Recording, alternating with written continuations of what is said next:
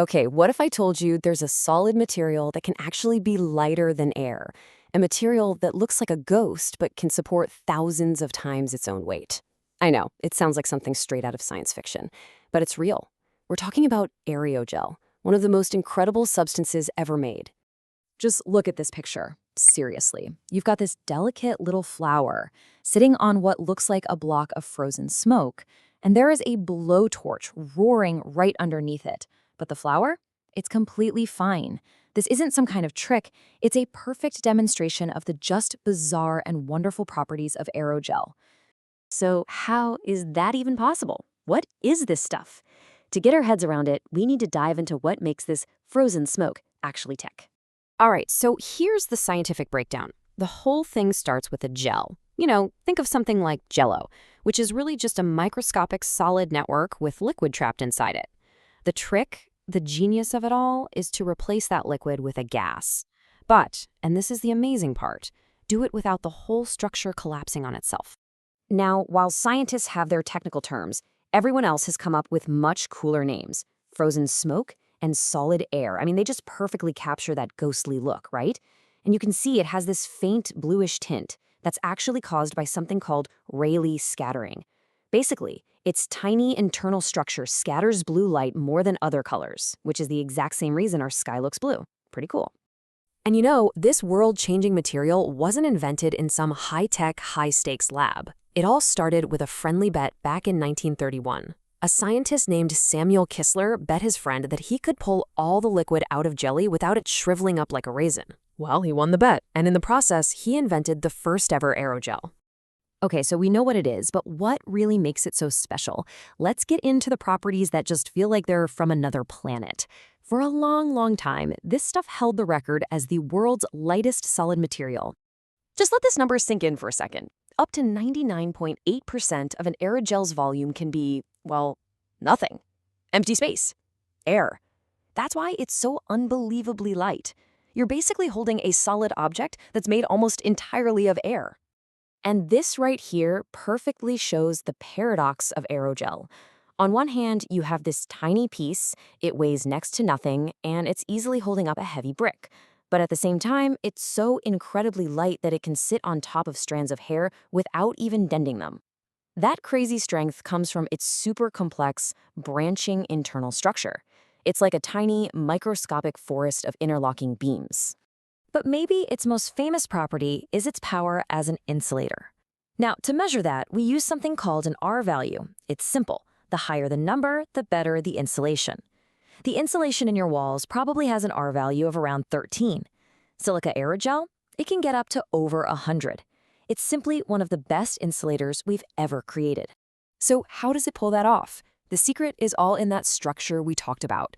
It's mostly made of gas, which is a terrible conductor of heat, and that gas is trapped in billions of teeny tiny little pores, so it can't move around and create currents. That stops heat transfer by convection. It's basically like putting air into a microscopic prison.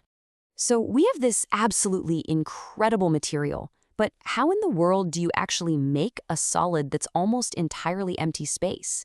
Well, the process itself is just as fascinating as the material. It really boils down to 3 main steps. First, you create the gel. Simple enough. Then you let it sit for a while to age and strengthen its internal structure.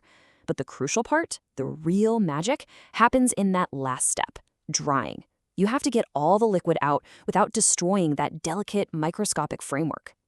And this is the main challenge. See, if you just let the liquid evaporate like you would with a puddle of water, surface tension acts like a wrecking ball. It pulls on that microscopic structure, crushing it into a dense, shrunken material called a zero gel. The whole secret to making aerogel is getting rid of the liquid without ever letting that destructive surface tension form in the first place. So how do you do that?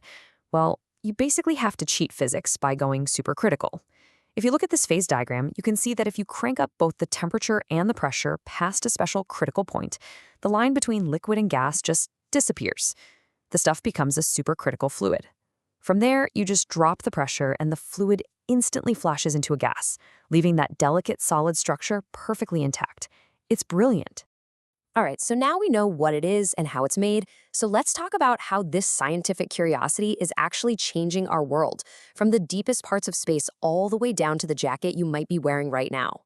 It's probably no surprise that its first big jobs were in space. NASA used it to protect the Mars rovers from the planet's insane temperature swings. And in a really clever move, they also used it to catch tiny particles of cosmic dust that were flying through space at incredible speeds. And here's a perfect example from the Stardust mission. You can actually see the little tracks left by comet dust particles as they hit the aerogel block. Instead of just being vaporized on impact, they were gently slowed down and caught, which lets scientists study pristine material from the very beginning of our solar system. How amazing is that? But back here on Earth, its uses are just as impressive. It's being used to create super thin but highly effective insulation for buildings, which can save a ton of energy. Its massive internal surface area makes it perfect for advanced electronics like supercapacitors, and it can even be used to help clean up oil spills. And what's really wild is that you might have used aerogel without even knowing it. It's in high-end winter jackets and boots, making them incredibly warm without being all bulky. It's used to make tennis rackets lighter and stronger, as a thickener in some cosmetics, and even to insulate parts in high-performance cars. It is just amazing to think that this whole journey started with a simple bet over a bowl of jelly. And now, that same basic idea is helping us insulate our homes, build better technology, and even explore other planets. It really just makes you wonder, with a material this incredible, what other impossible things are we going to build with it next?